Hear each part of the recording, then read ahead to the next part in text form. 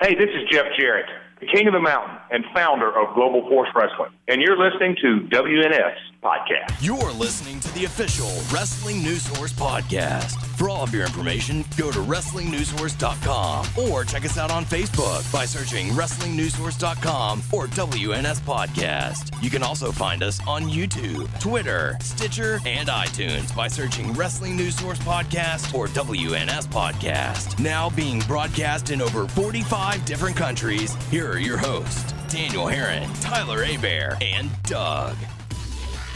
That's right. What's up, everyone? I am Daniel Herron. I'm Tyler Abear. And we welcome you to episode 270 of the official podcast for WrestlingNewsSource.com. For all of your information, go to WrestlingNewsSource.com. Check us out on Facebook, WrestlingNewsSource.com. You can find us on Facebook, WNS Podcast, on YouTube, WNS Video, and on iTunes, Wrestling News Source Podcast. You fucked up.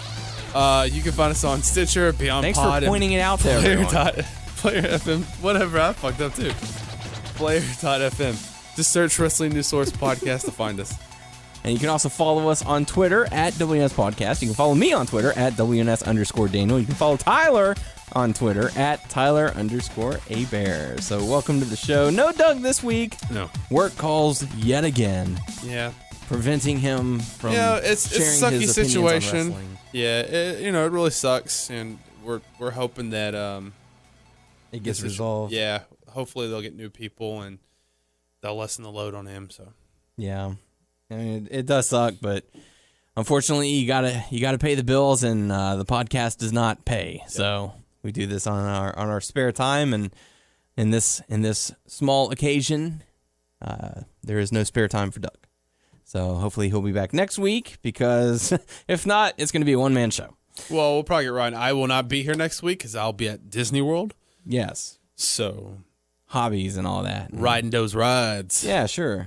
All the joy of going to Disney World. Well, next week is the Monday of next week is my 1 year anniversary. Woohoo! So, before you know it, you'll be married 1 year. That's right. I'm already a month in. So with our rings combined, nothing will happen. Nope. Wonder powers activate. Yeah. Form of ice bucket. Okay. I don't know. Yeah. No, because one of the Wonder Twins could only turn into like water or ice things, whatever. So that was just that's a stupid joke. Pretty terrible superpower. I know. Yeah, it was horrible. What a waste. Yeah. What a waste of power. Yeah. Turn into water. Turn into like the world's largest waterfall. And turn into drown my victims. Well, you have a hot drink. Turn into an ice cube. Would they die after that? It'll melt. Yeah, like if they melt into liquid. I don't know. I don't know the science behind that. All right. Yeah, let's not dive too far into it. This is a wrestling podcast. Let's try to stay on topic a little bit. We're probably going to get off a lot. We're definitely going to get off topic, but let's try and stay a little bit on topic. Okay. We do have lots to cover. I say lots, but we have your feedback. We're going to talk about Raw. Got some hot topics to go over. A little bit of Q&A as well. I'm sorry, no Lucha and no Total Divas. No Lucha. For some reason, I have no idea what happened last week. My on-demand thing is just not, because I can't catch it on time it comes on, and on-demand is like messing up, and it's not putting it on there. It's I know Phoenix went up against Matanza, came up a little short. Neil Muertes returned, and I know this week we're going to get to see Rey Mysterio team up with Puma and Dragon Azteca Jr. So they're hyping that versus Cage, Johnny Mundo, and that girl that's with Johnny Mundo. Sure, that's what I thought. It's part of the trios championship. That's cool. Yeah, we got Dario Cueto back, and he's the man. He's awesome. That's right.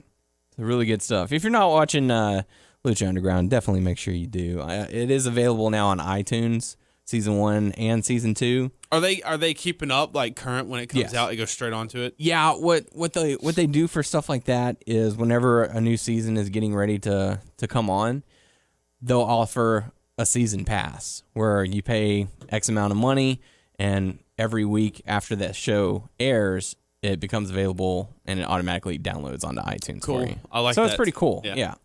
I know HBO does it for Game of Thrones because I've seen it pop up every once in a while whenever I go to iTunes. Speaking of Game of Thrones, I'm ready for that show to come back.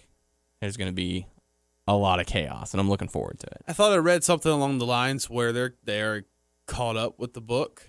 They're actually surpassing the book now, and this season will be entirely past that point.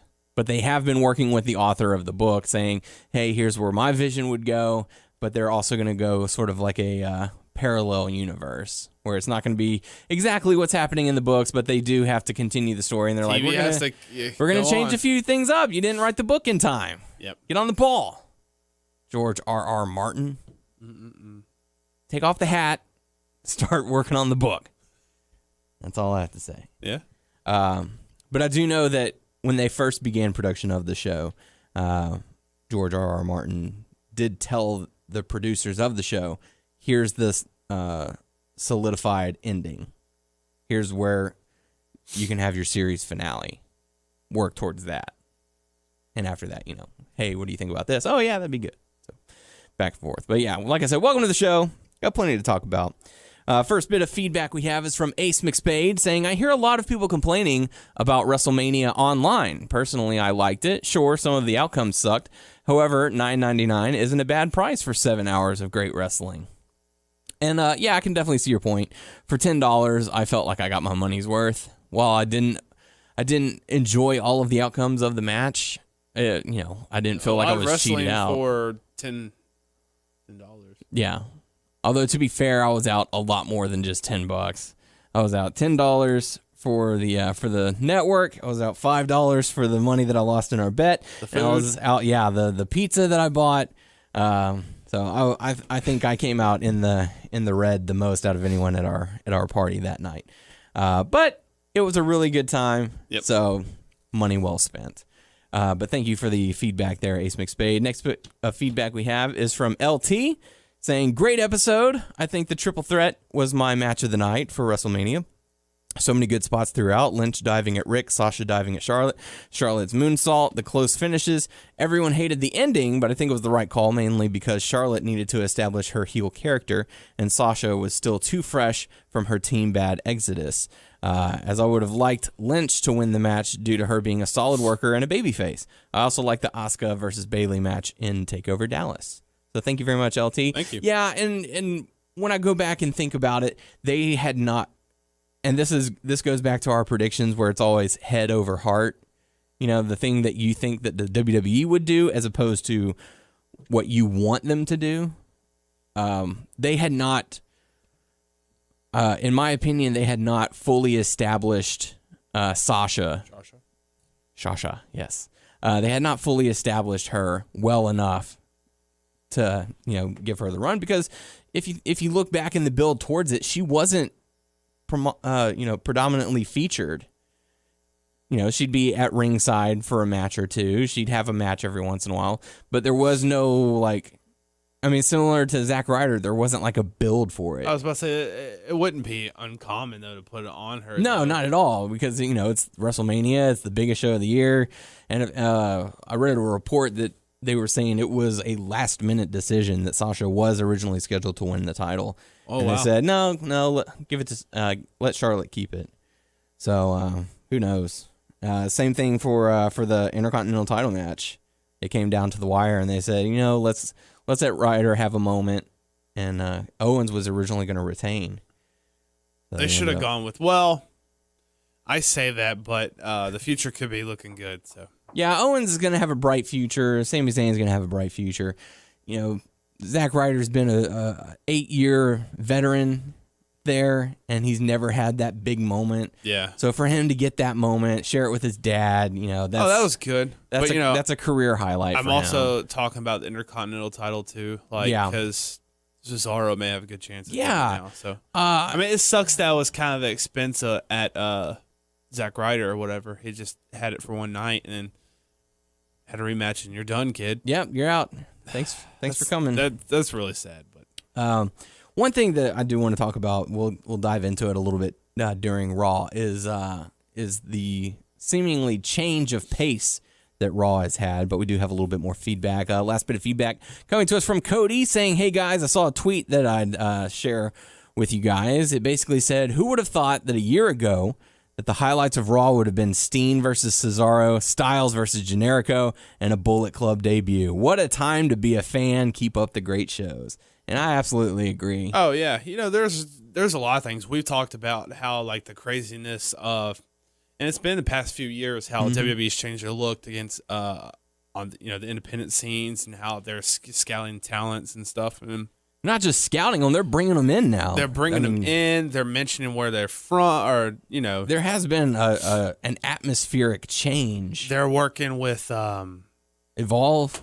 Working with those guys and stuff like that, and it's just pretty nuts. Bringing in like just different people you didn't think they would bring in or give a chance to, and just, like really cool stuff. And it's like, because I know back in the day, I'm like, dude, I just want AJ Styles, Samoa Joe, Austin Aries. I want them in WWE. And now you have them. And in my head, I was like, that's never going to happen. Never going to happen. I'm like, what? Yeah. So it's just, it's WWE. You question some of the things they do, but they also give you good stuff too. So yeah.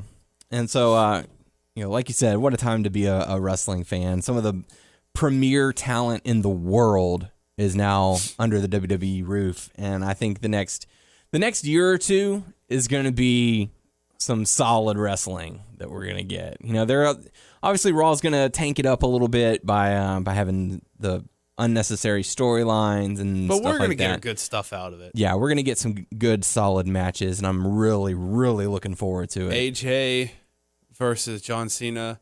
Eventually, when Shinsuke comes up to the main roster, Shinsuke versus like John Cena, Shinsuke versus Kevin Owens, Seth Rollins. Oh my gosh! Yeah, it's gonna be really interesting to see how the roster is taken, because they're bringing in all this new talent. Cuts. Yeah. Oh, obviously there's going to be some cuts, or do they go the route of the heavily rumored brand split? Do they go the Raw and SmackDown? Okay, look, we've got so much talent that we've got to split it back up. I'm sorry.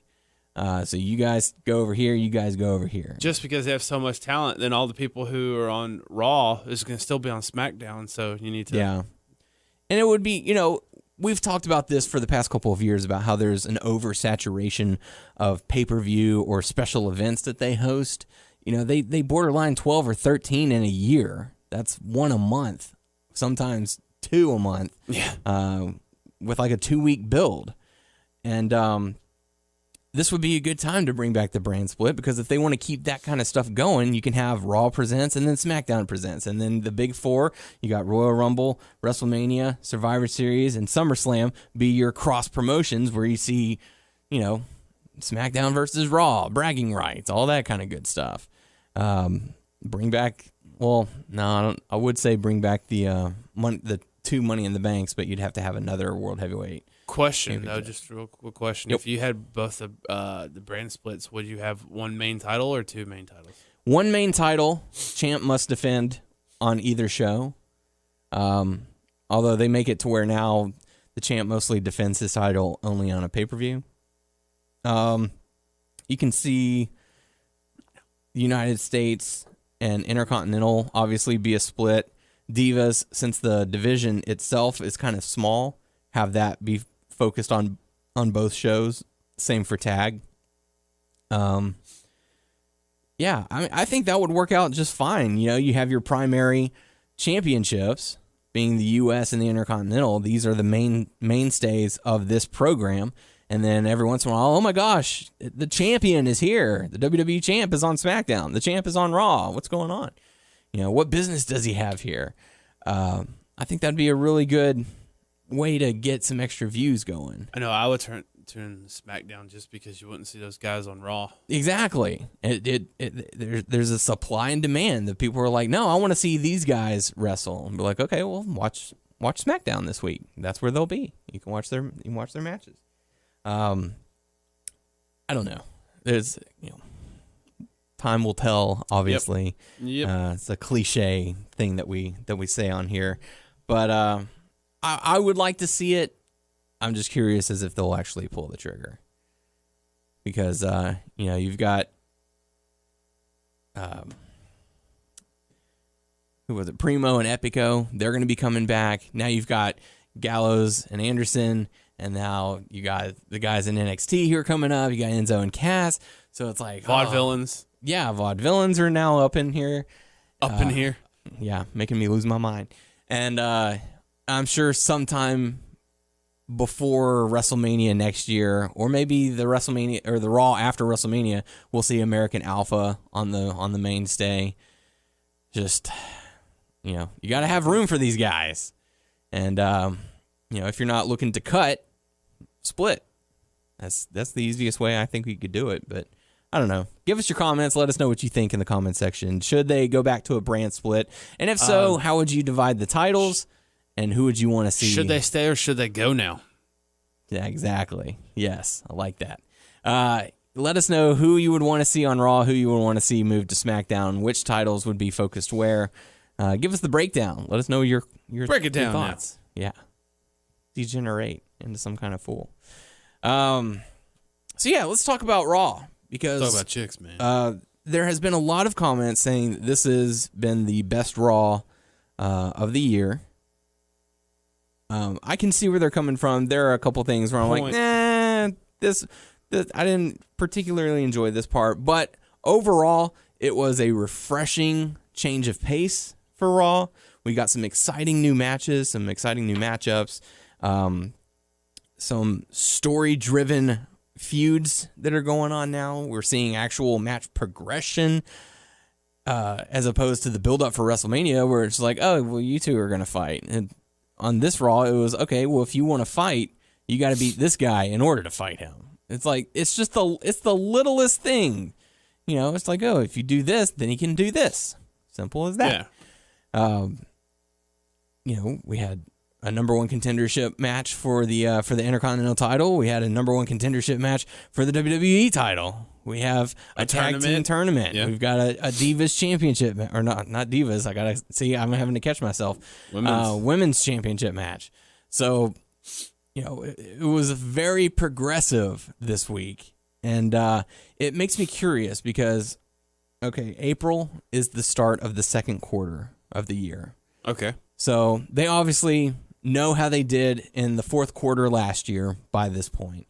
They have speculation of how the first quarter of 2016 went, which is January through March. So as soon as we hit April, we start seeing these changes. Do you think that this could be a way of saying, well, let's just see if the programming is the problem or if we're just having people just tune out of wrestling? Because I think that this is a way to try and bring viewers back and see if the crowd enjoys the product. It's like we'll still give our spin by having, Roman be the top guy, but we'll focus a little bit more on match variation, give them a little something to tweak. It has to be, man, because they injected AJ into the main title picture. It's like, oh yeah, everyone hates Roman, but hey, here's a guy that you really like. Yeah. So the title picture is good for right now. And then, well, they were trying to inject, was it Jericho, Kevin Owens, Sami Zayn, but we knew that was going to be into a different top feud. Yeah. And I mean, they're going to give you Kevin Owens, Sami Zayn on a high profile feud like on Raw, and that's good too. And then everyone was happy about Zack Ryder winning the title. Yeah. And it sucked that, I guess there are people that still like The Miz, but it sucked that Miz took it away from him and still won right after that. Hey, guess what? Cesaro's back. Yeah. Let's give you Cesaro. And it's good. Yeah. See, here's my thought process. Raw, like I said, was a very solid Raw. Very good. Lots of positives, not very many negatives. I know some will dispute that there were 0 negatives, but I found a couple that I did not like. But we'll talk about that in just a moment. But here's the thing. So it's the start of a new quarter. Obviously, they've got shareholders who are looking at them going, hey, what are you going to do to fix the product? We're losing money here. You got to do something to up the ante. They're also looking to make Roman Reigns their top babyface for the foreseeable future. Essentially the new John Cena. I don't see that ever happening. Well, they want him to be the top guy, right? Yeah. Where, if there's an interview that needs to be done, put Roman Reigns on. Good Morning America, put Roman Reigns on. This is our guy. He's when John Cena rides off into the sunset and the fans, some fans chant "Thank you, Cena," and other fans chant "Cena sucks." Then they'll turn to Roman and be like, "Hey, behold, our new guy." I think that's going to happen eventually. I think he's going to be the new John Cena. Sure. I think what they're doing, and this is pure speculation. Okay. I have nothing to back this theory up. Hit me with it. Pure theory speculation. I have a feeling that for the next couple of months, between now and the end of June, we're going to see some really top-notch wrestling. We're going to see solid matches. We're going to see story progression. We're going to see Shane McMahon. We're going to see people complimenting Raw, saying how good it's gotten. Oh my gosh, this is great. And what they're going to do, what the WWE is going to do, is going to turn around and say, hey, our ratings are up, our numbers are up, our sales are up. You know who we have to thank for that? Roman Reigns. He's been our champion during this time. This is why we need to have him be our top guy. Huh. That's weird. It's weird, but it's business. What better way to have your guy be backed by the supporters than to have him be featured? But I mean, I know. I know where you're going. Wouldn't take credit for the whole show. Do you want to know who took blame for a bad pay-per-view a few years ago? Miz and R-Truth. Miz and R-Truth took the blame for Survivor Series with Rock teaming up with John Cena. So they're basically saying the reason why people tuned out of this pay-per-view wasn't because of a bad low card, mid card, or upper card. It was because of the Miz and R-Truth. That's stupid. They didn't want to see them wrestle. That's stupid. I liked that tag team, the Miz and R-Truth. And that's why I believe that this is what they're planning to do. They're going to say our ratings are up because of Roman Reigns, our sales are up because of Roman Reigns, our numbers are up because of Roman Reigns. Roman Reigns is the guy. I was like, you see the crowd, huh? Doesn't matter. They're giving him a response, just like they give John Cena. Whether they love him or they boo him, they are responding to him. And in the world of wrestling, that is the number one thing. If you're not getting a response, if you're getting Dr. Phil response, then you're out of there. Wow. But if they're booing and cheering, and some kids are buying the shirts that Roman Reigns wears, and some kids are wearing the shirts that Roman Reigns' opponents wears, that's what's going to drive the numbers. That's what's going to drive the sales. Strange. It's business. Yeah. And like I said, it is purely speculation. I have nothing to base it off of other than my own ramblings on this show. If I'm making sense to some of y'all, please feel free to let me know. If I make no sense whatsoever, please let me know. I'm curious as to what some of our listeners think about that. Yeah. So let's dive into this Raw. Like I said, a lot of positives, not very few negatives, which is a good thing. It's always good when you can go, wow, that was a pretty good Raw. That's not a bad thing. It's a good thing. It's a good thing. That's right. So we kick things off. Shane McMahon coming out and saying, hey, thanks to the overwhelming response that you guys gave me, I'm here for another week. Still strange. Yeah. The next week, but guess what? Y'all did it again, guys. You guys did it again. Y'all made Raw the number one watch show on cable television. I lost that match, and Undertaker beat me. And Triple H and Stephanie are wanting to take some time off of TV, so they put me back in charge one more time. Why not? Yeah, they're not backstage or anything. Yeah. That or they'll have, like, next week, no one's in charge, and the Raw is just going to be, like, terrible matches. And they're like, you know what? I think we need Shane. I think we need to bring him back. He did a really good job. So Shane McMahon comes out, thanks the fans, saying, hey, here's what we've got planned for everyone. Sami Zayn's going to be in a match. If he wins, he's entered into the World Heavyweight title. That's a cool and exciting stipulation. Yeah. It was like, you know what? He didn't get a chance to compete for the match, so he's going to go up against the number one contender. If he beats the number one contender, surprise, we got a triple threat. Still pretty cool. Yeah, it's a cool theory. It's amazing how simple it is to make the fans happy, to give them what they want, promote a good product. Yeah. And it's a fresh matchup, AJ Styles versus Sami Zayn. Yep. Sami Zayn, the new up-and-comer, the rookie sensation. AJ Styles, the globe-traveled phenomenon, writes itself. Phenomenal. Yeah. But Kevin Owens comes out. He was not pleased by this at all, saying, hey, you know what? That's messed up. I'm just going to interfere in his matchup. or whatever. And you know what? I didn't even get. He actually said that later on. But basically saying I got screwed more than anyone. I didn't lose my title; it was stolen from me, and I didn't even get my rematch. Like Miz is the champ. I didn't get a rematch. You're not gonna screw that kid over again. Yeah. He goes, you're gonna be escorted out. Hit the lockers. Yeah, hit the showers. I'm gonna punch the shit out of those fucking lockers. Yeah, those lockers. They deserve it. That's right, they did. Wrong place, wrong time. Shane informs Owens, it's like, okay, you can have a title match if you can beat this man. And it turns out to be Cesaro, who comes out with a really sweet entrance. The bottom screen is James Bond style, and he comes out in his suit and rips it off, and he's got his wrestling attire on. I like that. Yeah. Breakaway suit? Yeah. Who knew? Who knew they made stuff like that? I want one. Yeah. Go get you one. Like, I'm ready to go to gotta bed. find one. I'm ready to go to bed. Boom. Bedtime, baby. Or if like, hey, you show up to the pool party, I'm about to get in the pool. I'm like, no, you have a suit on. Okay.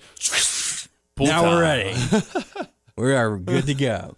But yeah, Cesaro versus Kevin Owens to determine the number one contender for the Intercontinental title. Solid matchup. Great back and forth. They did a great job of telling the story of Cesaro's shoulder. He's been injured. This is why he's been out. Yeah. And, now he's battling this. He can't even swing. He's trying to do the Cesaro swing and he couldn't do it. How can he possibly withstand the pain? And it's simple storytelling. Also, they have good chemistry. They fought each other in the past. They do good work. So, and Cesaro's really good at selling in between the lulls. Like Charlotte, she's gotten pretty bad at it. She'll be, oh God, my leg, it hurts so much. And then as soon as the match is over, she's like, yay, I'm fine. I'm not in any pain whatsoever. I ate a senzu bean. But but Cesaro, selling throughout the match. It's just a little. He also had the tape on his shoulder. So that's the target. Yeah. That lets you know right where he's hurting. And that's good because, like you said, there's other wrestlers who will forget. Mm-hmm. And it's just the simple things like that. Cesaro and Kevin Owens did a phenomenal job. They had a really solid matchup. Cesaro ended up coming out on top with the neutralizer to become the new number one contender for the Intercontinental title. There you go. And this is simple as that. Because, okay, don't get me wrong. I've always liked The Miz. I've got you wrong. But there's been times where I've been in and out. Like, I don't like him as much. And right now he's not doing too much. He just got the title. And yes, they put Maurice with him. Still, I don't see it. Like, how that happened? Yeah. Like, how did he land her? Like, does he have some dirt on her or something? It's like, look, you're with me till the end. At times with people, it doesn't matter about the looks. Yeah, I guess so. The personality. But, I mean, she likes he must have personality and, like, physical form. She likes dick, What? The personality of a dick, and he has a dick. She likes the D. Wow. Okay. Yeah, I went there. You did. Yep. Okay. This was shaping out to be a really good show. Sorry. I'm just saying, lots of crud this. We don't have Doug to say that's stupid, Tyler. I'll say it. That was stupid, Tyler. But no, you don't have, like, that, like, when you say it. I don't have that authority. Yeah, you don't have it. It's like Doug. All right. Like, I put my head down whenever he tells me. Shame. Backstage. God, now I have to get back on track. Dick. I hate you. Charlotte and Ric Flair are backstage, and what do you know? It's Dr. Phil. And darn it, I was so bummed out that my phone rang during this and wasn't able to watch it. Yeah. What you missed was Dr. Phil was talking to Charlotte about how Rick is holding Charlotte back. Yeah. And pretty much needs to dump him and all that stuff because she needs to reach her potential. And she didn't like that. She walked out. And then Ric Flair's like, you want to go? And starts slapping his chest. And then Dr. Phil gets in his face and just, woo! About like 5 times. And then Ric Flair just walks away. So I will say I had very low expectations for Dr. Phil. Do your Dr. Phil impression. Well, what you have to do... No, I'm not going to do that. It wasn't awful. It wasn't as bad as I thought it was going to be. Who's the worst guest ever? Probably the Kathy Griffith, or no, not Kathy Griffith. Who was it who hosts the morning show who got like completely drunk? Oh shit, I don't know. And all they ended up doing, it was like two ladies, and all they did was like hold champagne bottles, and like it was, I don't know, stupid. There was no point of them being there at all. I don't know. Who do you think's been the best guest host that they've had? The best? Yeah. We talked about one time, and I totally forgot. Hugh Jackman did a solid job. This is all right. Not the worst. We Not talked Jeremy about, Piven. Yeah. Summerfest. We're gonna fight at Summerfest. It'll come to me. There was one I know that we talked about. Shaq, Betty White. I'm gonna kick some ass. David Otunga. No, he's not. He no. hosted with them. Mm-mm. He did. No, it doesn't count. Yeah. Okay, it doesn't count. It didn't count. Sorry. I don't know. Oh, Ray, oh, when you see me. That's about all I know. Sorry. After that, we got a backstage segment with Kevin Owens basically saying, hey, I'm going to interfere in this matchup. Deal with it. You and your gray hair. Pretty. I think it was pretty gray hair. I heard creepy, but people were correcting me, saying that it was pretty. What do I know? So Shane says, well, no, that ain't going to happen. You're going to come out here and threaten me and threaten this match and take this match away from this poor kid. You're out of here. Hit the showers. And then leave. Get the fuck out of here. GTFO. So after that, the New Day come out. They do a little promo talking about the tag team tournament. And it doesn't matter who's going to win because at the end, they're still going to be your WWE World Tag Team Champions. I like how they put on the screen about the tournament. Brought to you by like, Bootios. Yeah, they have the cereal like tumping over and all the Bootios coming out, and it like goes into like the thing of like the tournament. Mm-hmm. Yeah, that's pretty funny. Oh, baby. We talked about that, or you told me that they're trying to get Bootios on. Supposedly. I hope. Yeah, we'll have to see. But in the tag team tournament, there are 8 teams: the Usos, Social Outcast, Golden Truth, who have yet to team, I believe. Yeah. The Vaudevillains, Enzo and Cass, the Ascension, Dudley Boys, and Lucha Dragons. Or The Lucha Booties. Lucha Booties, that's right. And the Usos. House. So we got to see the opening contest for the tag team tournament. Dudley Boys going up against the Lucha Dragons. And this matchup actually started during the commercial. We come back. Kalisto's on the ground. The trainers are checking on him. Yeah. He took a nasty fall and was never in the match. Nope. After that.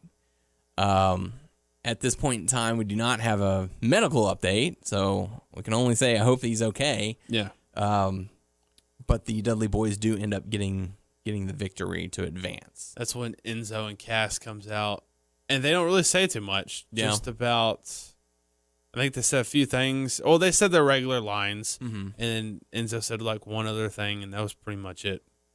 Cool. Pretty quick. Yeah. And then I know the Dudley Boys responded as well. We're the Dudley Boys. We're crafty vets, and you're not going to make a name on us. After that, we got to see Roman Reigns come out, cut a little promo, talk about how he's the guy. He keeps on doing that. That's going to get old, man. That's it's like he did that at the Raw, the SmackDown. I'm not the bad guy. This I'm not Raw. the good guy. I'm the guy. Weird face. The guy. I mean, that's just going to be his tagline for a while. Yeah. So, I mean, It's going to be his new shirt. it's going to be a while. I'm the It's guy. going to be annoying, just like I am A guy. this is my house. This is B guy. This is Over my there is house. C guy. Yeah, he's There's standing D guy. These nuts. These nuts. Yeah. So he basically comes out and talks about it doesn't matter if it's AJ Styles or AJ Styles and Sami Zayn. He's still going to be the WWE I know they champion. won championships. They traveled the world, but they haven't fought anyone. They haven't won the title. They haven't won the title. Not like I have. And then the League of Nations come out and say, hey, we're kind of pissed off. We're not involved in this, so we're going to come down and fight. And Roman's like, all right, weird, you man. come on out and fight. I'll kick your ass. And Russo was like, I'm more handsome than you are. I should be the face of the WWE. Said some other crazy stuff. Yeah. It was quite entertaining. So the League of Nations comes down looking to fight. And then the lights go out. The Wyatt family's there. And they fend off the League of Nations. And Shane's like, hey, I wasn't planning this, so let's have a tag team match later on tonight. So play us. Holla holla. Bray and Roman versus who was it? It was Del Rio and Sheamus. Correct. That's correct. Yeah, that's correct. After that, we got to see the Women's Championship on the line. Charlotte going up against Natalya. This was a fine matchup. I don't believe it was as good as their as the Roadblock matchup that they had, or as good as their NXT match that they had a year or two ago. But I'm gonna be honest with you, I tuned out. Yeah, and that's fine. It wasn't anything spectacular. It was a solid match. The crowd got behind Natalya as they're supposed to. I did like the I'm going to put you in the figure four. They reversed it. Then now I'm going to put you in the sharpshooter. Like, the crowd really responded well to that. It's like, oh man, that's the sharpshooter. That's Hart versus Flair. You know, you don't do that kind of stuff. And then Natalya put Charlotte in the sharpshooter and was getting ready to tap out. The ref got pulled outside the ring thanks to Ric Flair, and Charlotte began to tap out, and the ref called for the bell. Just a nick of time. Unfortunately, it was for a disqualification. Ric Flair got himself disqualified. He didn't hurt the ref. He just pulled him out of the ring. Well, yeah. Well, no, because he had tried to get into the ring to pull Charlotte, and so the ref was like, hey, don't do that, you know. That's I think Rick was just trying to think of a funny joke, so he pulled the ref out. And just hey, I got to tell you this funny joke real quick. But yeah, so Natalya gets the win via disqualification. However, Charlotte retains the title. And one of the things that, that kind of bugs me, it's not like, oh my gosh, I wish they would stop doing this. But every time it happens, I'm kind of like, that's annoying. Is whenever the person who wins the match via disqualification celebrates while it's a title match, they're like, yeah, I won. And then they go, but still, and then they put their hands down in like complete defeat. Like, are you unfamiliar with the rules? Like, do you not know how this works? Maybe it's a rule they tell them you have to do it that way. Probably, but it's like, yeah, I won. I'm the champ. Oh, wait, I'm not the champ? I won, but I didn't win the championship. Yeah, it's a little thing, and I'm just like, I wish they'd stop doing it because it just seems awkward, you know? Yeah. Because, like, Natalya hops up onto the ring post, puts her hands in the air. She brought her cat out. And no, she did not bring her cat out. She has her hands in the air in victory, and then they go, but still, the women's champion, Charlotte. And she puts her hands down. I'm like, looks at Charlotte, and like, really? Yeah. I don't know. Just the little things. After that, we got to see.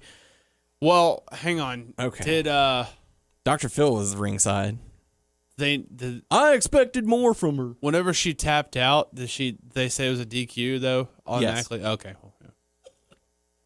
Yeah, because Rick got himself disqualified.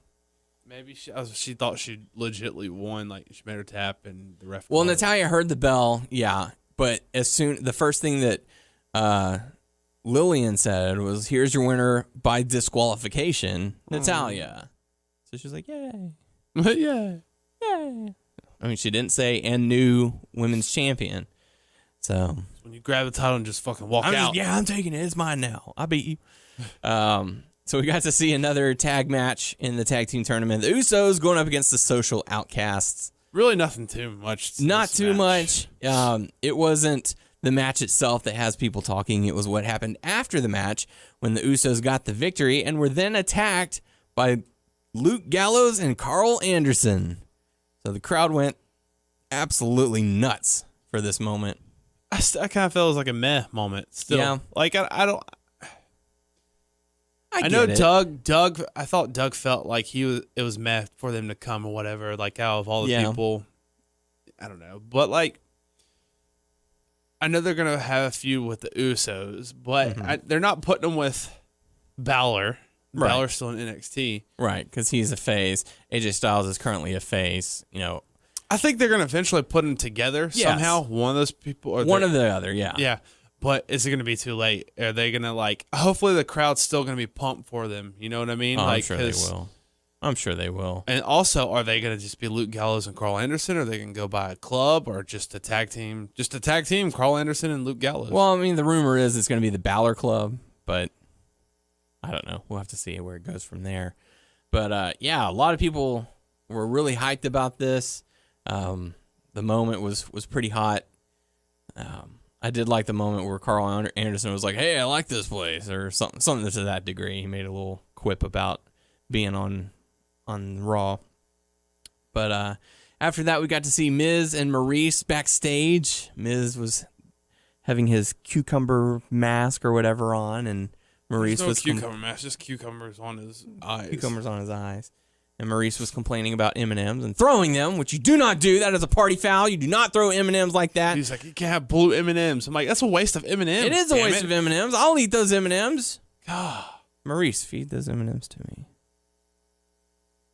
Anyways, Miz was frustrated because Cesaro comes in and starts delivering some pretty good pun humor, saying, I'll roll out the red carpet of uppercuts also, to you. I'll take the leading role of Intercontinental Champion. It was pretty good. And also, after she was throwing the M&M, she was like, oh, is this domestic water? We only drink imported. Miz drinks it. And Miz only wants that foreign juice. Yeah. It's going down. She's French. Tonight. Yeah, tonight. You wake me up in my car. I'll be sleeping in. Wake me up at 10. Get married. Carl. Yeah.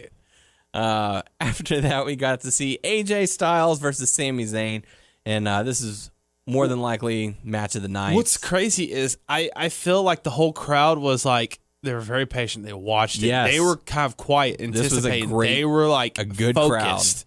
You know, I'm like, whoa. Yeah. I haven't seen that in a long time. It was a very good crowd. Because they were doing locks for a while. Yeah. And I'm surprised they didn't get a wild hair and like, oh, this is boring, and like just shouts to JBL's hat or, Michael Cole, ECW and stupid stuff like that. But no, they were patient. Yes, and they were into it. So it was good. It was really good. And, it was it's the way that matches in the, air quotes, good days used to be. It was a traditional lockup, few takedowns, testing of the strength and all that. Let's feel each other out. Then we'll kind of pick up the pace, because this was a very, very solid matchup. And by the end, these guys were going toe to toe, and the crowd was hot as hell for it. You can't say enough good things about it. Definitely make sure to go back and check out this match if you missed it. One part looked like Sami Zayn landed on his head. Yeah. That was crazy. I think he was trying to hold up with his arms. Yeah. But I think he under-rotated to where he would have landed on his knees, and it looked like he landed on his fist and his head. Yeah. But went back and rewatched it. It looked worse live, and when you go back and watch it a second time, it's like, okay, that's going to hurt a little bit, but it's not like, oh my God, I think it might have, done some serious damage. But I was still bummed that he lost. Yeah. But he's going to have a killer feud with Kevin Owens. I think he's going to go over Kevin Owens. So. And as long as he can stay healthy, he's going to have a lengthy career. Oh my gosh! And I was so scared. Those rumors was like after he got taken out the last week. I was like, oh no, he's hurt. And I'm like, no, he just not came again. back. Like, no, we want Zayn. We want him on the main roster, and just. And I'm so glad that the crowd that night for Raw has caught on to singing his entrance theme, because to me that's one of the coolest things that the fans can do, is like sing someone's entrance theme when they're coming out, because it's showing the unity. It has good music too. Yeah, it's so catchy. I love it. Really good. I've never heard anyone come out to ska. And that's cool though. It fits them. Really good stuff. After that, this is one of the negatives that I had, and I know people will disagree with me on it. It was the Chris Jericho and Dean Ambrose segment. Chris Jericho, he did a fine job as being the heel, and this is where I can't speak 100% for Doug, obviously, because he's not here, but we've talked about it in the past. I feel like this is one of those segments that he probably disliked. Because of Ambrose's cheesiness. Ambrose is cheesy. Yeah. It's like, oh, hey, check out this note that I got. Oh, that's a parking ticket. I need that back. Here you go. And look, I brought a plant to go with your plant. And I brought my own sign. I'm not going to lie. On certain parts, I chuckled a little bit. Yeah. I mean, there were a couple moments where it was like, okay, that was kind of funny. But this is one of the negatives that I had. You know, it was just like, too much. I don't know. I don't like it. I didn't like it. The next feud. You know? I have no problems with the feud. I have no problems with the matches. It was just this segment. Like it went a little too long. It was just kind of awkward. You like the Ambrose Asylum? Even that. He brought his own plant. Yeah. So he did bring his own plant. Feud was really branching out. Are you gonna talk about the scarf? Are you gonna? Well, we need to know. Hey, don't boo him. He's my guest. After that, we got to see Apollo Crews going up against Adam Rose. Really short matchup. Apollo Crews gets the win. Apollo is a very talented guy. He's very athletic. I don't see it just now. I feel like they brought him up too soon. Yeah. Well, even in NXT, they try to push him, and I know he's full of talent, but I don't know. I guess they quit. Yeah. Like he was doing stuff, but I don't know. And it's like, and I know Doug says they're different. Yeah, they're in different like styles, but they're kind of similar. Mm-hmm. I feel like Apollo Crews was taking the Neville role. Yeah. And I mean, he's a strong guy who can do, flips and stuff, but right now he's taking the Neville role. So right. It's just, it concerns me. For the longest time, Neville came in and he didn't really do anything. And if they end up doing the Raw SmackDown split, like Neville will be on one program and Apollo Crews will be on the other, and that'll be their job. And I'm saying eventually they'll be a tag team. Yeah, it could be. But I don't know. Like, I don't want to discourage fans to support Apollo Crews, because he is a talented guy. It's just, in my opinion, I feel like they brought him up too soon. I don't think he has developed enough to say, well, I mean, character-wise. Yeah. Like, we don't know much about his character other than he comes out, he does his moves. Same thing as Neville. And he smiles. When Neville came in. Yeah. So, I know that the potential is there. I'm just concerned that they maybe brought him up too early, similar to Tyler Breeze. And just be like, okay, he's here. Now what? No. Okay, Neville got pushed more than Tyler Breeze did. So if Apollo's in that spot, he's going to get pushed more than Tyler Breeze, because Tyler Breeze only had like a little bit. He had Summer Rae, then that got dropped. Now it's nothing. And it's like, it's sad. Oh. Because I think even with that gimmick, it still could have gotten over on Raw. I don't think they even gave it a chance. And that's the thing. We've talked about it in the past, where it's like certain things that work in NXT don't necessarily come over. They didn't even try to translate it. Yeah, they just stopped it automatically. Mm-hmm. I'm pretty sure like he could be the model guy, like full of confidence, and still beat people. Right, that could still get over. Yeah, I think so. It could, and the crowd is supportive of him. So, I blame on that. Shame on WWE. Yeah, on that. Because he's a talented guy. Well, it's one of those things you can only make so many stars. Like, you have to have losers in matches, and unfortunately, he just falls in that role. Do we? Yeah, you do. Did we have that in the 90s? Yeah. But people loved the losers, though. Some of them, yeah. And they did get airtime and like, good spot. Even the losers got pushed, I felt like. Not a whole lot. Name one. I mean, look at the Blue World Order. Although they were known for being jobbers, they went out and admitted it. But, look at the Godwins or whatever it was. Who? Godwin? I don't know who that is. Exactly. The guys who were like the farmers, but they, were really tall, really big. I don't remember them. Oh, come on. It's just one of those things where, you can only get to a certain point with the character that you're given. And unfortunately, Tyler Breeze's just will not go very high. Like, the male model thing. Think back to when Dolph Ziggler first came into the scene. And he did that stupid gimmick where he would introduce himself to everybody. Yeah. Hi, I'm Dolph Ziggler. But that got in people's minds, and people remembered that. Well, yeah, but eventually he had to change from it a little bit. Yeah. You know, he had to reinvent, change up a little bit, mix things up. Yeah, but like I just said, like 2 times, he hasn't even done too much with that game. He just comes out and yes, he does that, but he didn't cut to me promos and they don't show him backstage doing so. They're not pushing it to see what he can do on Raw. Right. They just kind of let it fizzle out. Like, you're all right, just stay there. Yeah. Like, not like, hey, we're gonna give you a chance, go out there, do this. We're gonna put you in a few situations, see how you do. Yeah. They didn't even do that. Yeah. And, you know, it's a double-edged sword because it's like, okay, do they want me to stay as this character or do they want me to come out and say, hey, my character's not working out. Would you mind if I tried something different? Because they even pushed Ascension for a little bit.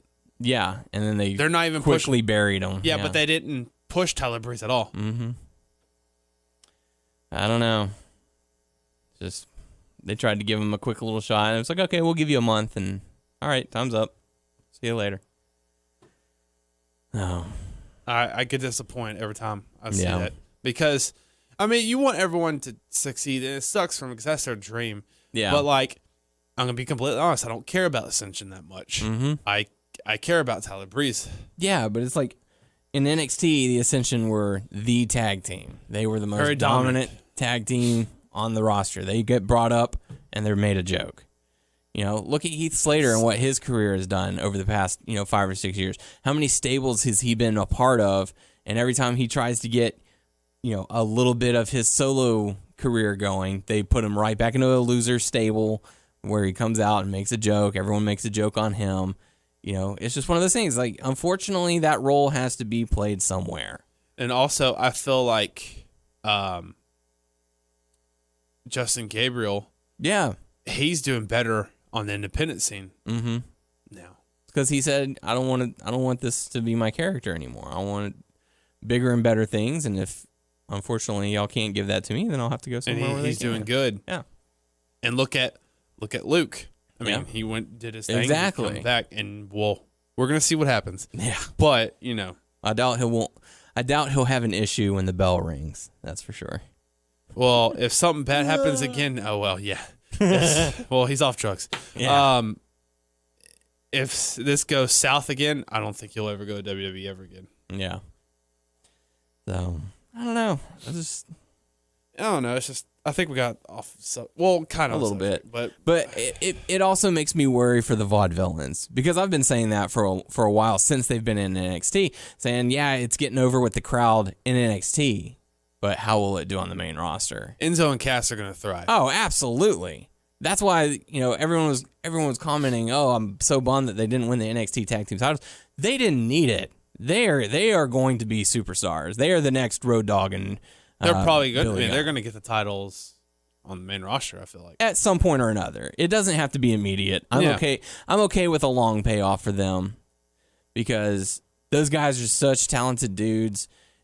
The promos alone are what's going to get them over with the crowd. They can have mediocre ring work, but as long as their mic skills hold up, then they're going to be fine. No way. If they just give vaudevillains a chance and they go around and cut promos, maybe like old timey thing and how they talk and stuff like that, and just how they wrestle and stuff, I think they could get over with SmackDown. They just got to try it. Here's the thing: okay, they're being booked as vaudevillains, so it's in the name, obviously. The promos that they did before they came up to the main roster is them, doing their little friendly pose off, and then they turn to the camera and just sneer at it. Like, we're about to, come out there and kick some ass. But they're faced right now, right? But exactly. When they come out to the ring and their music's playing, what are they doing? Oh, they're dancing. Oh, yeah, that's right. Clap along to our theme Wasn't song. there a darker theme one when they were villains? Yeah. And it just didn't catch on. So, I don't know. I'm more it's those kind of things where you worry. Yep. But I do want all these guys to succeed because this is their dream. This is their life. You don't want someone to automatically walk into a building and be labeled as a failure. You want to see everyone succeed. Yeah. Unfortunately, Triple H has said it many a time, and whether it's his ego or not, there can only be one top guy at a time.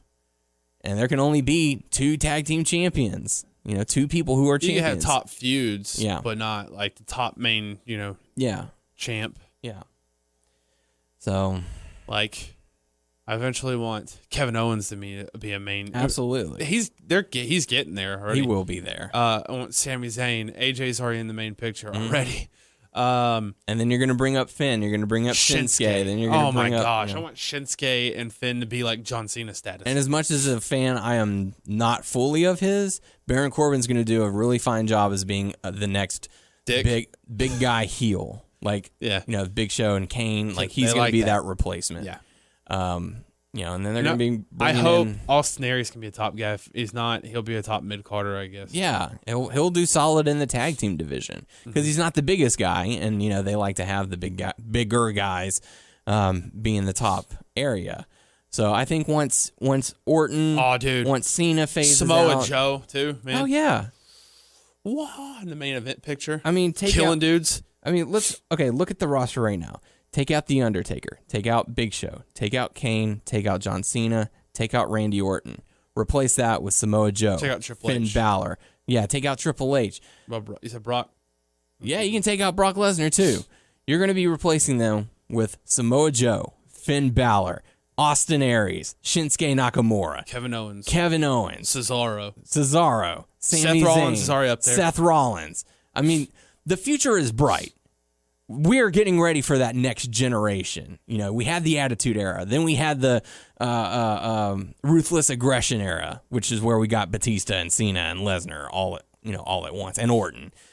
This is that next big wave that's coming in. So this is going to be the next. These guys who are coming in now, this is going to be your next. And whoever they may sign from the. Yeah, we don't know who's coming down the pike in the next few years. Down the pike. Well, they've already signed a lot of like the older veterans of the independent wrestling, and there's some that won't go. Colt will never come back to there, and he's doing good for himself. I wouldn't blame him. I don't think they'll ever get Chris Hero again. What about Jay Lethal? You think he'd ever sign? Oh, I think eventually they'll get Jay Lethal. Jay Lethal, maybe Adam Cole. Adam Cole for sure. Yeah. Those are the 2 from Ring of Honor I'd really like to see more than anyone. I'm trying to think of anyone else. There's they already got Tommaso. Yeah. Well, is it like a for sure thing they signed him, Tommaso and Gargano? Yeah, pretty much. Gargano's great, man. They got Rich Swann, and he's freaking young too, and he's impressive. They've got a lot of people. And then you've got the ladies coming in as well. You're going to be bringing in Bayley. You're going to be bringing in Asuka. And more. Yeah, you don't know who they're gonna sign. So it's just so cool, and I'm just looking forward to it. And the next 3 to 5 years, I think are going to be pretty exciting because we're going to see a lot of young, or not, I say young, some of us. Some of those and not guys necessarily are all those older. guys. I was about to say AJ and Joe, or they're going to be here for a few years. They're probably almost the same age as what. They're younger and Cena and Orton. Maybe they're the same age. Joe and Cena, I think, were around the same age. Same age. Yeah. So, I mean, like, or at least Balor's, they debuted around the same time. Balor's young. Austin Aries is up there. Yeah. Not up there. He's not old, but you know what I mean. In wrestling terms, yeah. He's kind of up there. Gargano's young. Tommaso, I'm not for sure how old Tommaso is. He's probably early 30s. Shinsuke is mid 30s. Yeah. So he's got a few years. So if they know how to book them properly, Lethal is what? Early to mid 30s? I don't know. I think he's early 30s. I think Lethal is. See. Adam Cole is like the same age as me. Yeah. He's 27, 28. Jay Lethal is 30 years old. He's 30. And he's been around in the business for how long now? Like, Jesus. Yeah. Adam Cole, 26. 26 years old. He's the future. Get him in here. He's younger than me. Yeah. I think Rich Swann is 24. 25. 25. He just turned 25, actually. He turned 25. So, February 15th was his birthday. How about Gerard or Biff Busick, whatever? Let's see. 30. Okay, one more. Gargano. All right. 28. 28. So he's older than me. Yeah. So I mean, that's the future, man. Oh, and we haven't even mentioned how they're trying to reach out to Ricochet. Yes, they're trying to reach out to Ricochet. So, and how old is Ricochet? I think he's late 27. 27. So yeah, damn. So if you can bring in some of those guys, can you imagine what that's going to be like? Nuts, but they may not use them properly. No, either. and, like Ricochet, and probably obviously not. there's going to be some split on NXT to the main roster and stuff. But bringing Cheeseburger. That's pretty much who they'll have to bring in. They'll be like, there's no one left. Cheeseburger. Yeah, hopefully they're gonna sign Ibushi. They got him for all those people for the Bobby Roode. Well, he's still rumored. He's 39. You're going to 40. I don't know how old Ibushi is. Yeah. And then they want to get, I know, Zack Sabre Jr. So I mean, there's a lot of people up and coming though, but like it still bums me out to this day. Chris Hero would have been on the roster right now. He would have. Yeah. He would have if they didn't release him with all that stuff that happened, and it just kills me, man. It's sort of one of those. If he had just waited a couple more years before signing to where they are now, he would have been a huge. Like they would have been like, we have to get this guy, instead of let's bring him in and see what he's got. Oh, well, he's not willing to change, so cut him. I love his name too, Cassius Ohno. Oh no. Oh man, But what can you do? I mean, you can't get all your favorite stars, and I wish Colt was still there. But yeah. What's the next thing? It was the main event: Bray Wyatt and Roman Reigns going up against Sheamus and Alberto Del Rio. Still a strange match with all this stuff. Very strange. I told you, I was like, this is strange because Roman, his opponent for the belt is AJ. Mm-hmm. Why are these guys in here? Yeah. It's because they didn't get a chance.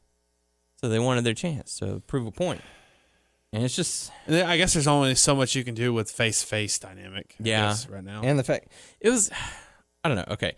We talked about this in the past about the episodes many months ago about how could they ever possibly do a Bray Wyatt face turn. And I said, you got to just have him do the same thing that he does as a heel, saying, I am the eater of worlds, I am this guy, I am everything that I say I am, and I back it up. And you just put him up against bad guys. And sure enough, look what we're doing. Yeah, because anything less has changed his character. Yeah. He he went back to what originally got him over as, a crowd favorite. Where before his music hits, he has a video, like he used to do the lighting of the lantern and say this the city name, say we're here. He comes out and is like, Roman, we've been enemies for, however long, but this is more than you and me, and you can trust me, and Los Angeles, I'm here. You can trust me. Yeah.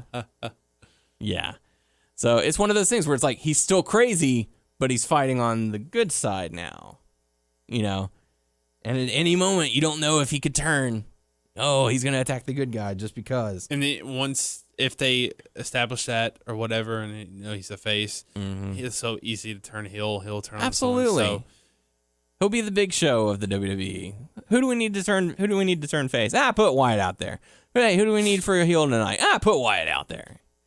And that's part of his character because he's mysterious. You don't really know what's going on in his head, and so he can attack the good guys, or he'll attack the bad guys, and then attack the good guys for looking at him wrong. He's like, I'm just gonna attack whoever I want, whatever. Deal with it, man. He still owes Cena a beating because he interrupted his beating on The Rock. I'm here. He has to beat Cena's ass and also beat The Rock's ass when he sees him next time, too. Yes. Also beat up on Lesnar when he sees him. Who else? There's so many people he needs to beat up. Roman Reigns. And then Roman Reigns. Then Roman Reigns. Hey, man, you're standing in my way. That's right. Jump. Give me that chocolate bar. Jump. So Bray and Roman end up getting the victory over the League of Nations, and the crowd was very hot for that, to see Bray working as a face. Still doing his heel tactic, stuff, but playing a little bit more to the crowd. So I'm curious as to see how that'll play out. So that pretty much wraps up Raw. Let's go into some hot topics. For those of you who are interested in TNA, what's going on in the world over there, we're not going to talk about Impact. Instead, we're going to talk about their corporate office because they are reportedly unable to keep up with their rent at their corporate office and are being evicted by the building management. Wow. So they're having to move their office to the Shop TNA warehouse for the time being. Wow. Which is kind of bad because they're trying to find investors to put money into their company while saying, yeah, we can't even afford to keep our corporate office open right now. Not good, man. Yeah. Not good.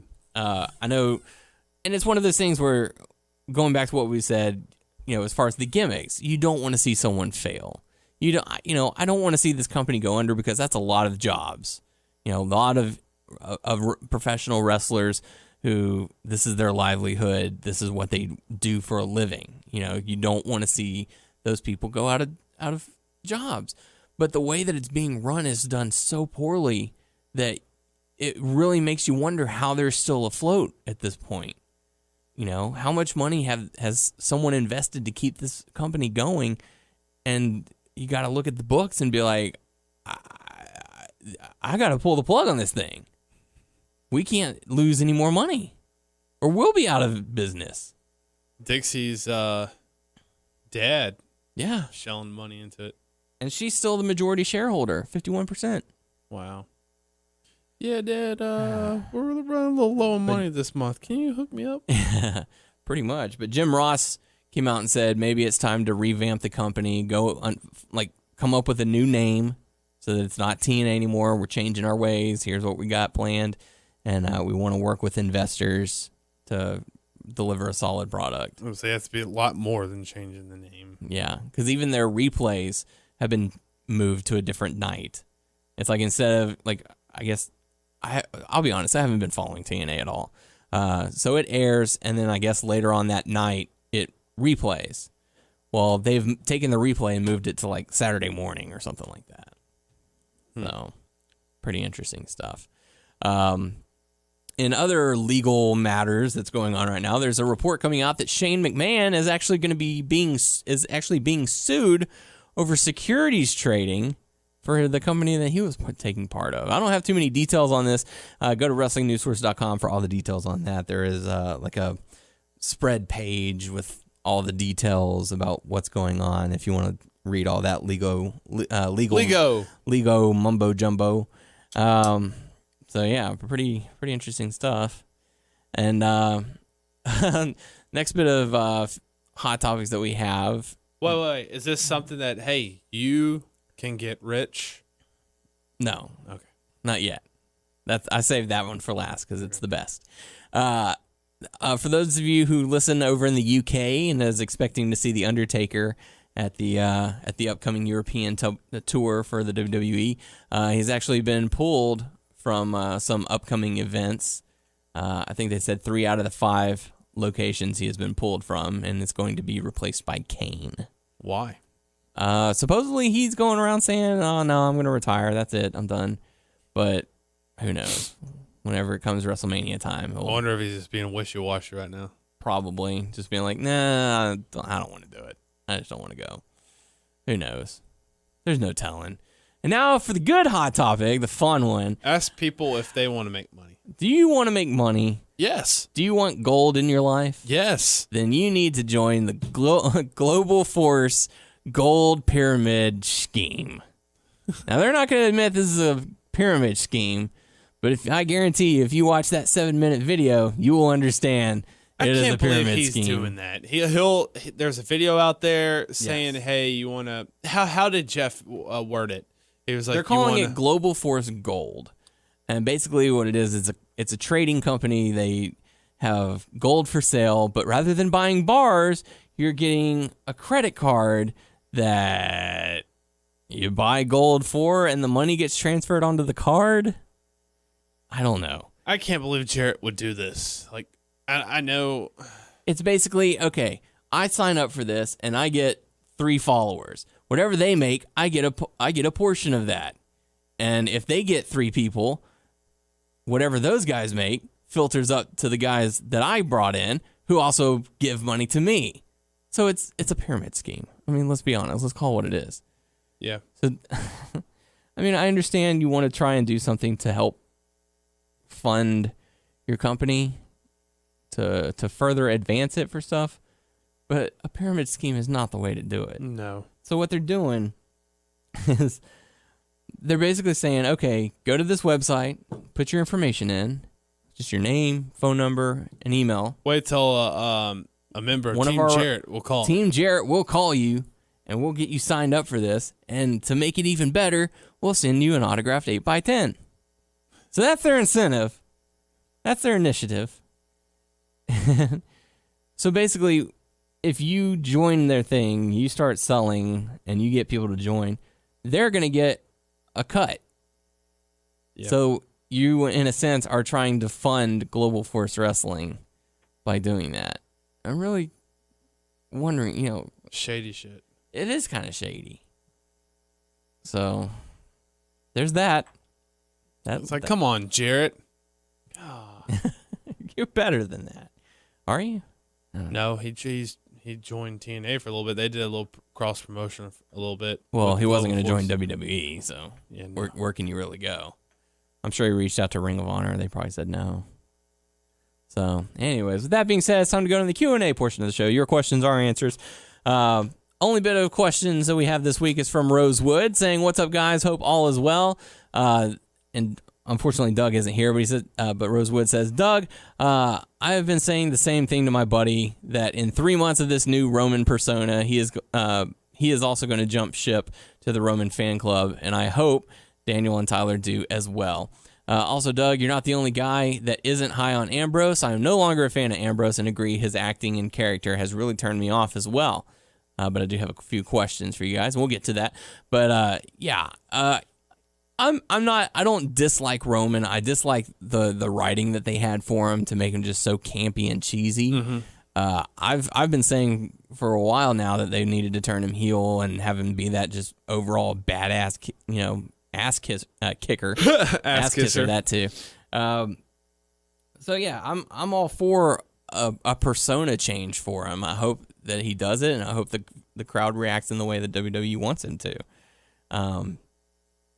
Yeah, and as far as Ambrose, like I said, for Raw, it was kind of tough for me to watch. I was like, this is cheesy. I wasn't really. That's cheesy. I wasn't too far into it. But as far as the questions, Rosewood asks, in my opinion, the Dallas crowd after Mania was very disrespectful at times. Now, I know the saying, you paid your dollar for your ticket, so you have the right to boo or cheer who you want, and I agree with that. But there is a line between booing a talent and trying to hijack a show. I'm from Brooklyn, and I'm that guy that likes the heels with the exception of Roman, AJ, and Zayn. I'm in the Barclays Center every time the WWE comes down since 2013, and I can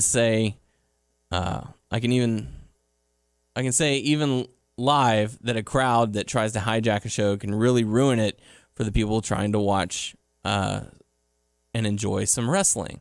So my question is, how do you guys feel about the crowds that try to hijack shows? We've covered this quite a bit. And also there was what was that Raw I went to where there was guys around us that was saying stupid stuff. That was the 20th anniversary episode. I wanted to get a fight with them. I was about to throw down. And I'm not a fighter. I am one of the last guys you will see ever try and pick a fight with someone. I was about ready to knock some dude out because he was chanting just the most pointless crap that I have ever heard. Yes, since you paid your money, you are allowed to cheer. You are allowed to boo. You can taunt a little bit. That's fine. But when you're annoying the hell out of the people that are surrounding you, that's where you kind of got to draw the line. You have to be considerate of others, of those around you. If you're chanting something that's relevant to what's happening, I have no problem with that. It's when you start chanting JBL, Byron Saxton, Michael Cole, that's whenever I'm like, dude, stop. If you're not interested in the match, Go to the restroom, grab a snack, buy a T-shirt, go, take yourself out of the situation and come back later. Yep. The match is going to be over in about 10 minutes, so that'll give you plenty of time. Go outside, smoke a cigarette if you have to. Do whatever you have to do. Just shut up, you know, or just boo the whole time. I don't care. But it's whenever you're just sitting there chanting just the most ridiculous crap that has nothing to do with the match or what's going on around you. That pisses me off. Because there are people there who are trying to enjoy themselves, who will boo and cheer and say, go this guy, boo this guy. But whenever you're sitting there just being an ass, and it also goes to the people who like to shout obscenities. Like, I watched NXT TakeOver. I will admit I chuckled whenever they were dropping F-bombs during the Finn Balor Samoa Joe match, saying FPG, FPG. But you also have to be considerate that there are children there, and not all adults want their children to hear that kind of language. Yeah. And in a product that they are trying to promote as family friendly, we'll drop an ass or a bitch every once in a while. But for the fans to go out and I'll drop an ass. But for the fans to go out and start dropping F-bombs, it's inappropriate, it's unnecessary, it's uncalled for. So that's how I feel about crowds that try and hijack the show. I have absolutely no problem with the crowd being loud and responsive. It's a call and response type of thing. If we do something, you respond to it. But if we do something and you have no interest in it, don't worry about it. The match will be over. Play on your phone, send out a tweet, do a hashtag, whatever you got to do. Tout. Yeah, do a tout. Send out a Vine. Man, this Raw sucks. I can't believe I wasted my money being here. Or if you feel like the show's going to suck, don't even go to the show. Sell your ticket. Don't even buy a ticket. Yeah. I already bought my ticket for Raw in Houston. I'm expecting a great time. It doesn't matter who's on the card. I'm expecting a good show. So, I don't know. Just there's an etiquette to going out in public, and some people think, oh, this is my chance. This is my time to shine. I'm going to get the crowd to chant whatever I want. So that's what I'm going to do. And no, that is not correct. No. Most of the time, you just make yourself look like an ass. And have people want to knock the holy hell out of you. Yeah. And then they go to jail, and then you're sitting there going, is that all you got? So, anyways. That's my thoughts on the hijacking crowd. Tyler? Oh, I'm with you on that, man. You had to calm me down that Raw. I had to calm you and Doug down. You and Doug. It was bad. And upon retrospect, what I should have done, I should have just gone up to like the lobby area, found one of the tenants, be like, dude, there's this guy. Can you either remove him or move me somewhere else? Because dang, like you're shouting obscenities, and there's a 6-year-old right in front of you with his dad. And it's like, dude, that's not right. I have a nephew and a niece. I don't want them hearing people chanting obscenities around that. That's I'm here to have a good time. Why can't you? Like if you're going to an event just to be an ass, just stay home. Surround yourself with people who you think are your friends and just complain the whole time. That's fine. Yeah. Other question from Rosewood. What is your favorite championship belt? Mine is the WWF Attitude Era Championship from 98 to 2001. And we have been asked this question a few times. I think this is actually WWE? No, it can be any championship belt. And I think this was actually one of our very first questions that we got. I know we said the Lock and Key Dragon Gate belt was a big favorite of ours. I think the last time we were asked this, I was highly fond of the Gift of the Gods Championship from Lucha. Well, I'll always like the World Heavyweight WCW. Oh yeah, the big gold belt. Yeah. I like the Winged Eagle title from WWE or WWF, whatever. You also like the Jeff Hardy Mardi Gras belt?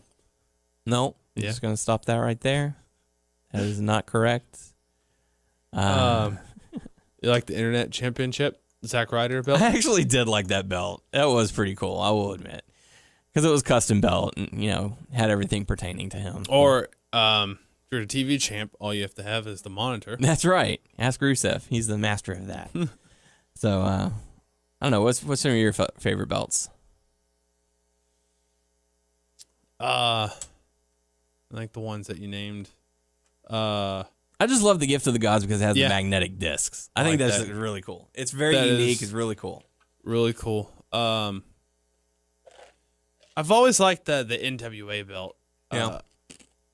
They had, I don't know if it's the same thing or they changed over years, but when they had in TNA, the NWA belt, I liked that belt.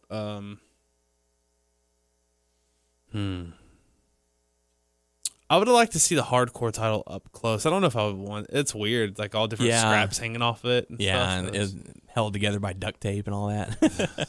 It's weird.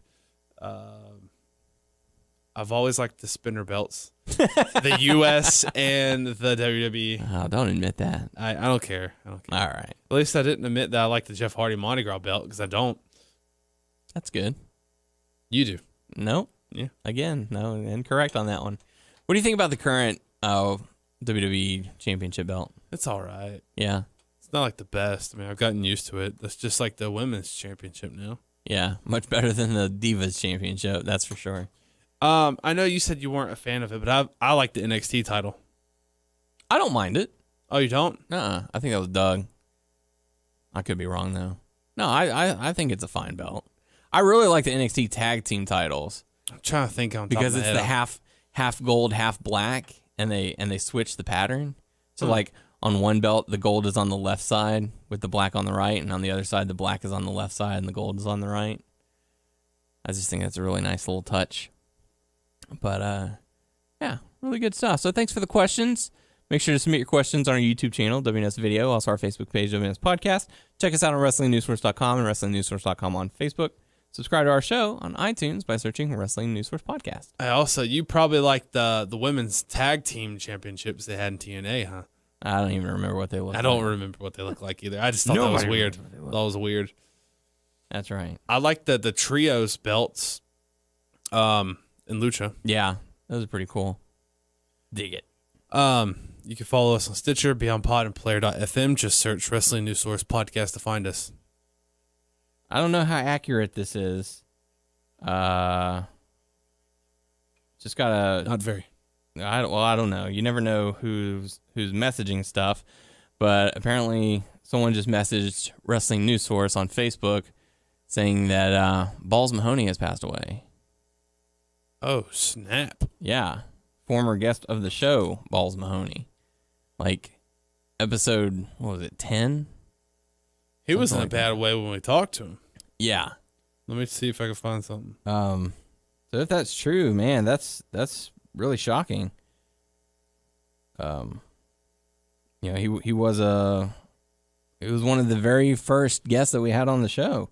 There's different websites that are posting it. I only see one. I mean, his Wikipedia has already changed. August 12th. TopRopePress.com says Balls Mahoney ECW original passed away at 44. 44? Man. That's terrible. And he's got a kid. Yeah. If that's true, our thoughts and prayers are definitely going out to his family. I'm gonna have to try and find the interview that we held with him and re-upload that somewhere. So yeah, man, that's a terrible way to end the show. Yeah.